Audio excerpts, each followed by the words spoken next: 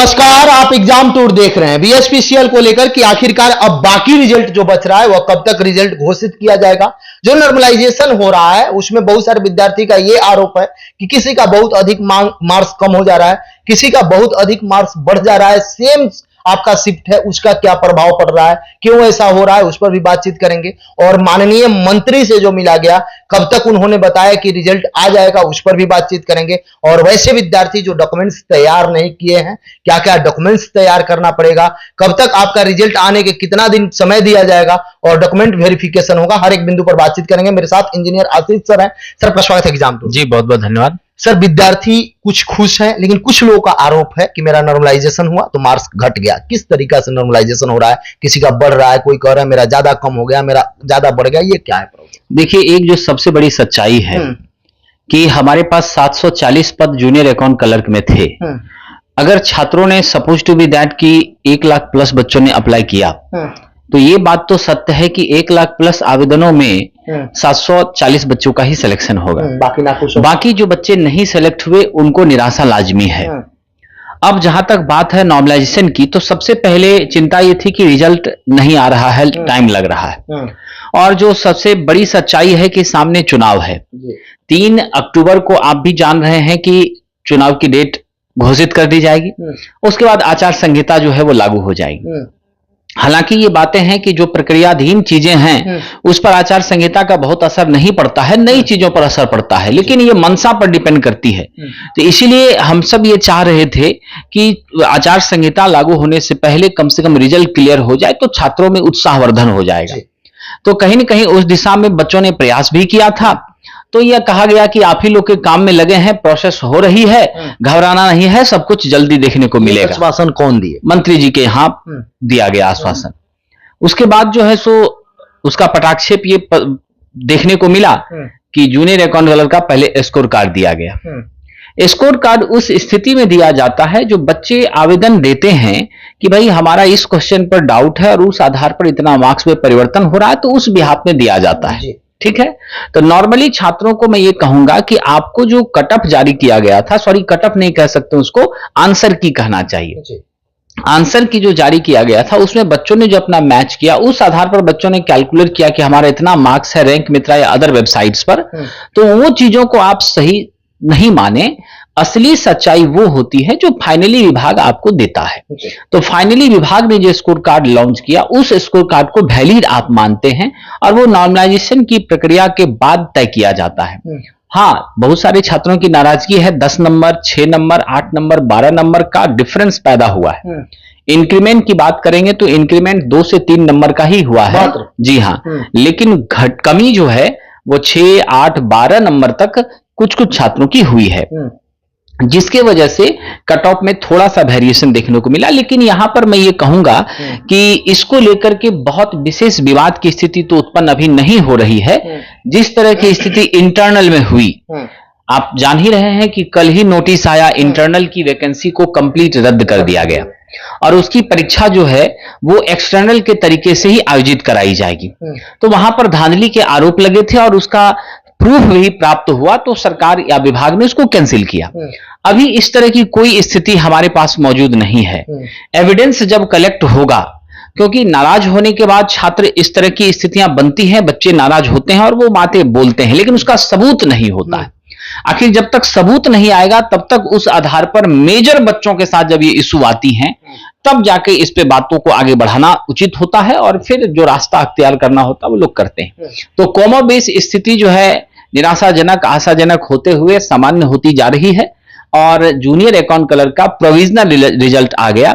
और ये provisional result का मतलब है कि आपका डॉक्यूमेंट वेरिफिकेशन भी बचा हुआ है। अब डीबी की नोटिस जारी होगी, आप डीबी कराएंगे, फिर फाइनली आपका ज्वाइनिंग के लिए जो बुलाया जाएगा, तब जो रिजल्ट आपके नाम के साथ जारी होगा वो फाइनल रिजल्ट होगा। इसमें कितना अधिक रिजल्ट है या एकदम अधिक नहीं है? जितने बच्चों का चयन है 740 का रिजल्ट है और वो कैटेगरी वाइज है। जो हमारा आरक्षण का रोस्टर उसको पालन करते हुए, मान लीजिए अगर डॉक्यूमेंट वेरिफिकेशन पर कुछ लोग निकलते हैं, 1, 2, 4, 10 जितने निकलते, तो उसके जगह पर खाली रह जाएगा? नहीं, उसके जगह पर क्या किया जाएगा, तो विभाग एडिशनल कुछ कैंडिडेट को जो उस रेंज से कम होंगे, जिस कैटेगरी में जहां पर होंगे, वेटिंग टाइप का, हाँ उसको वेटिंग भी इसको इसलिए नहीं कह सकते क्योंकि ये होल्ड करवा नहीं रहा है किसी को, या तो ये खाली रख देगा लेकिन इसकी चांस कम है। अब ये क्या करेगा कि 5, 7, 8 जो कैंडिडेट और बच गए या उनका डीवी में सही तरीके से सारे डॉक्यूमेंट सही नहीं पाए गए, तो उस स्थिति में नीचे के कुछ छात्रों को वह बुला सकता है। वहां पर ही बच्चों को थोड़ा डर होता है उस स्थिति में कि धांधली हो रही है या कुछ नाइंसाफी हो रही है। तो जब तक इसका कोई सबूत नहीं प्राप्त हो जाए, इस पर सामान्य रूप से कोई एक्शन लिया नहीं जा सकता। बाकी जो रिजल्ट बच रहे हैं कब तक उम्मीद करें विद्यार्थी? देखिए, जो बाकी रिजल्ट बच रहे हैं उसमें स्टोर असिस्टेंट्स और कमर्शियल कलर का बच रहा है। दूसरा जो बच रहा है वो मेजर लेवल पर टेक्नीशियन का बच रहा है आईटीआई के छात्रों के लिए। 2156 पद भी, सबसे ज्यादा पद भी उसी में थे। तो जिस तरीके से एग्जाम की प्रोसेसिंग हुई उसी हिसाब से रिजल्ट की प्रक्रियाएं सामने आ रही हैं। तो जूनियर अकाउंट कलर का प्रोविजनल आ गया। हम ये उम्मीद रख सकते हैं 1-2 दिनों के भीतर स्टोर असिस्टेंट और कमर्शियल कलर का आने की पूरी संभावना है। और जैसे ही उसका प्रोविजनल रिजल्ट आता है उसके जस्ट बाद टेक्नीशियन का आने की पूरी संभावना है। रिजल्ट सबका बनकर तैयार है, इसमें कोई शक वाली बात नहीं है। और हमें पूरा उम्मीद है कि इस महीने के अंत तक आचार संहिता लागू होने से पहले, चुनाव में जाने से पहले सभी रिजल्ट बच्चों को दिख जाएंगे। सर, डॉक्यूमेंट्स को लेकर चूंकि अंतिम है, अब जिनका आ गया है, जो वेट कर रहे हैं, एक बार थोड़ा सा रिपीट मार देते। जो डॉक्यूमेंट्स की बात जहां तक है, जिन भी बच्चों का रिजल्ट आ गया है और जिनका रिजल्ट आने वाला है, वो सभी लोग कुछ ऐसे डॉक्यूमेंट्स हैं जिनको जरूर अपने पास संकलित कर लें, जिसमें सबसे पहले मैट्रिक का मार्कशीट और मैट्रिक का मूल प्रमाण पत्र, आईटीआई की मार्कशीट, आईटीआई का मूल प्रमाण पत्र। अगर आपने योग्यता ग्रेजुएशन के आधार पर अप्लाई किया था स्टोर असिस्टेंट और अन्य पदों को, तो वैसी स्थिति में आप ग्रेजुएशन का मार्कशीट और ग्रेजुएशन का मूल प्रमाण पत्र, ये एकेडमिक डिटेल को जरूर कलेक्ट कर लें। उसके अलावे आप सभी लोग जाति, आय, आवासीय, ये तीनों 2025 का मार्च के बाद का बनवा कर रख लें। बाकी डॉक्यूमेंट्स के लिए आप अभी परेशान ना हो। जिस हिसाब से डीवी की नोटिस आएगी उसमें जो दिशा निर्देश दिया जाएगा उसका पालन करते हुए मेडिकल, एफिडेविट और अन्य कागजात आपको तैयार करवाने हैं। जैसे कितना प्रभाव पड़ा? 35% जो आरक्षण लागू किया गया उसका कितना प्रभाव देखने को मिला कट ऑफ पर? देखिए, 35% आरक्षण का असर अगर आप जूनियर अकाउंट क्लर्क में एनालिसिस करेंगे या जीटीओ में जूनियर इंजीनियर में एनालिसिस करेंगे तो यहाँ पदों की संख्या काफी कम थी। तो इस आधार पर अगर बच्चे भावुक और चिंतित हो रहे हैं टेक्नीशियन के लिए, तो मुझे लगता है उन्हें थोड़ा हिम्मत रखना चाहिए। टेक्नीशियन में ऐसी स्थिति नहीं होने जा रही है, यहाँ पर पद भी ज्यादा हैं। और नेचुरली आपको मैं बता दूं कि टेक्नीशियन में जितने बच्चों ने फॉर्म भरा था, मात्र 70% बच्चे ही प्रेजेंट एग्जाम में हुए थे। ठीक है, तो 70% बच्चे एग्जाम में अपीयर हुए थे। उस 70% बच्चों में, मैं यहां पर बार बार बता रहा हूं, उस 70% बच्चों में बहुत सारे बच्चे थे जो कॉमन थे। स्टोर असिस्टेंट के लिए वो कॉमन थे, आपका कमर्शियल कलर के लिए वही बच्चे कॉमन हैं आरआरबी टेक्नीशियन में, वही बच्चे कॉमन हैं आरआरबी एएलपी में, वही बच्चे कॉमन थे आईओसीएल में, वही बच्चे कॉमन थे एमपी लाइनमैन में। तो जितने भी कॉमन बच्चे थे वो कहीं कहीं अन्य रिक्तियों में अगर सेट हो गए या वहां वो शिफ्ट होने वाले हैं, इन सभी चीजों को लेकर भी कहीं न कहीं प्रभाव पड़ेगा। और इसका ये नतीजा होगा कि हम जो सोच रहे हैं कि कट ऑफ बहुत हाई चला जाएगा, वैसी स्थिति नहीं बनेगी। पिछले बार से तो जरूर अच्छा कट ऑफ रहेगा, लेकिन ये कोई कहेगा कि 90 चला जाएगा, 95 चला जाएगा, 85 चला जाएगा, ये चीजें बिल्कुल भी नहीं होगी, क्योंकि मार्क्स का रिडक्शन हो रहा है और ये reduction on the basis of exam का जो लेवल है उसके आधार पर हो रहा है। जो मेधावी छात्र हैं उनके लिए तो सारे शिफ्ट के प्रश्न समान हैं, क्योंकि उनको कहीं टफ और कहीं पर नॉर्मल नहीं महसूस हो रहा है। ये एनालिसिस जो की गई है वो इस आधार पर की गई है क्योंकि आप सब महसूस कर रहे हैं कि टेक्नीशियन का 13 दिन एग्जाम हुआ, 37 पेपर हुए, प्रतिदिन 3, एक कैंसिल हो गया का, तो उसके बदले में अलग से 10 अगस्त को लिया गया, जो कि आपका नॉर्मली 37वां पेपर हो गया। तो 37 सेट तैयार हुए पेपर के।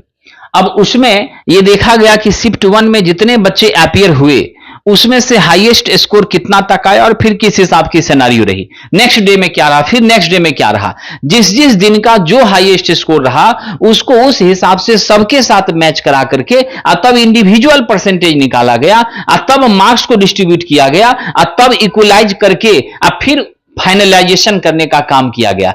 ऐसी स्थिति में बच्चों का मार्क्स थोड़ा रिड्यूस किया है, क्योंकि जो बच्चे 81, 83, 87 थे वहां से 10 घट गया, वहां से 6 घट गया।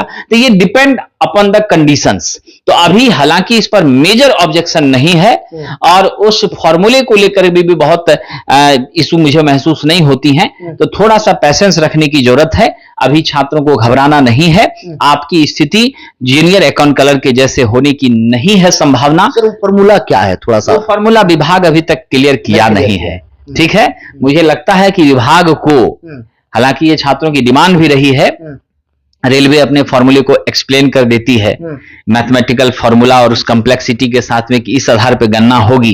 तो मुझे लगता है कि BSPSCL को भी या तो अभी इसकी चर्चा कर देनी चाहिए, अदरवाइज ये नई वैकेंसी जब भी दे उसमें उस फॉर्मूले को डिटेल में बता देना चाहिए कि ये मेरा कैलकुलेशन मेथड है, ताकि छात्र अपने आप को उस हिसाब से तैयार कर सकें और वो गलतियां ऐसी न कर पाएं जिससे कि उनके मार्क्स रिड्यूस हो सकें। मुझे लगता है कि नैतिक आधार पर यह जरूर होना चाहिए। चलिए, जो भी BSPCL वाले विद्यार्थी थे, इसके बावजूद अगर आपके मन में कोई कंफ्यूजन हो, आपके अब कंफ्यूजन तो यही होगा कि आखिरकार अब क्या करें, मेरे पास कागजात नहीं है, तो उसको लेकर कमेंट बॉक्स में जरूर कमेंट करिएगा। बहुत बहुत धन्यवाद सर। जी धन्यवाद।